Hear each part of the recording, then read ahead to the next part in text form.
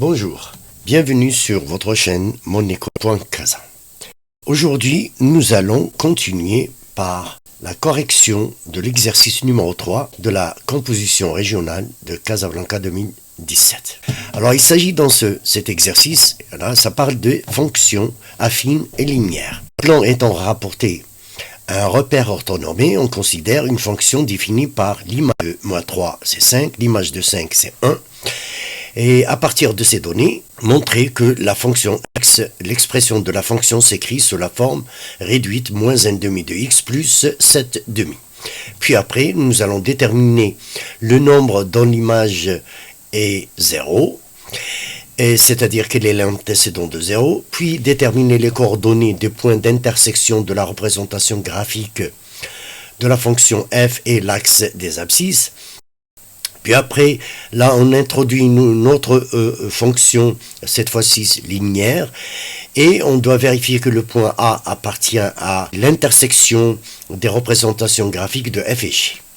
Alors, comme d'habitude, marquons une pause et revenez pour la correction. A tout de suite. Alors, dans cet exercice, donc la question 1, donc il s'agit de déterminer la fonction qui associe le nombre 3 à 5 et associe le nombre 5 à 1. Autrement dit, l'image de -3 est égale à 5 et l'image de 5 est égale à 1. Alors, commençons par déterminer cette expression, f et x. Alors, puisque la fonction est une fonction affine, donc son expression sous la forme fx est égale à ax plus b. Alors, il me suffit là de calculer, bien sûr, le coefficient directeur et puis après le nombre a. Pour le coefficient de cette fonction, ça s'écrit comme l'image d'un point, l'image d'un nombre moins l'image d'un deuxième nombre et l'antécédent moins le deuxième antécédent. Donc, c'est-à-dire f de x1 moins f de x2 sur x1 moins x2. Remplaçons et calculons. L'image de -3, c'est 5. L'image de moins et l'image de 5, c'est 1. Alors, donc, f de x est égal à -1/2 de x plus b. Et bien maintenant, passons au calcul de b. Alors, on part de l'une des données, celle-là, ou bien de la deuxième. Alors, prenons... Alors, d'après les données, f de 5 est égal à 1. J'en déduis que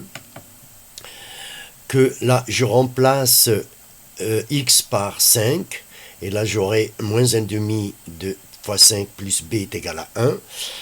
Résolvons cette équation. Alors, déplaçons -5/2 à l'autre membre, donc on aura 1 plus 5/2. Réduisons au même dénominateur, on aura ici 2 sur 2.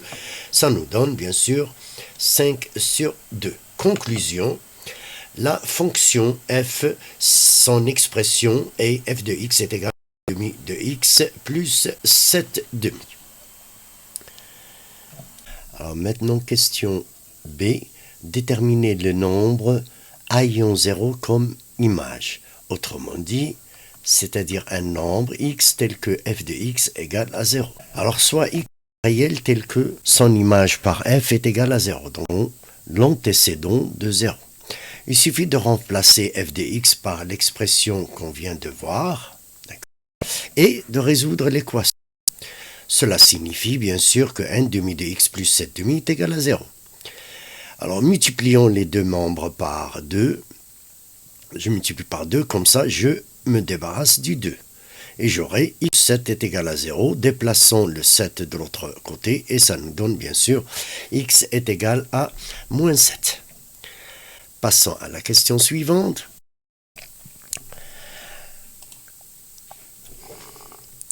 Alors, il faut déterminer les coordonnées du point d'intersection de la représentation graphique de f et l'axe des abscisses.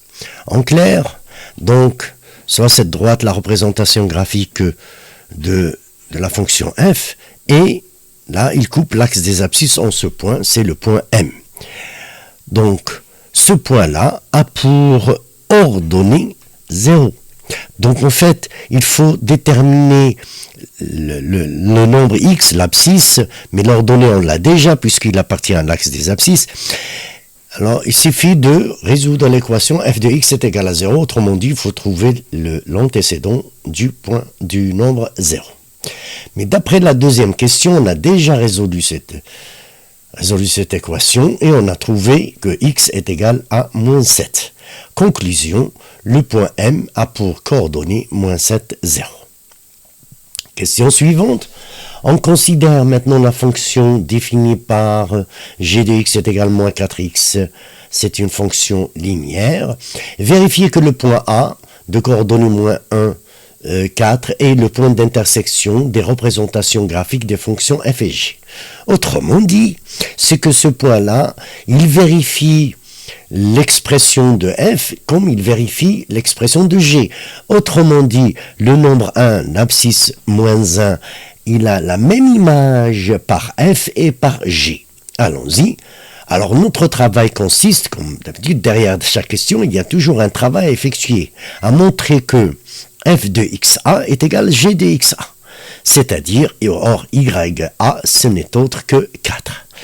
Alors calculons f de xa. On a f de moins 1, je remplace dans l'expression de f, je calcule là, déjà heureusement ils ont le même dénominateur, donc ça fait 1 plus 7, ça fait 8, 8 sur 2, ça fait 4. D'accord, maintenant calculons g de moins 1, je remplace dans l'expression là, x par moins 1, je calcule, je trouve 4. Donc, g de moins 1 est égal à f de moins 1 qui est égal à 4. Conclusion, donc le point A appartient aux deux représentations graphiques de f et g. Voilà pour cet exercice.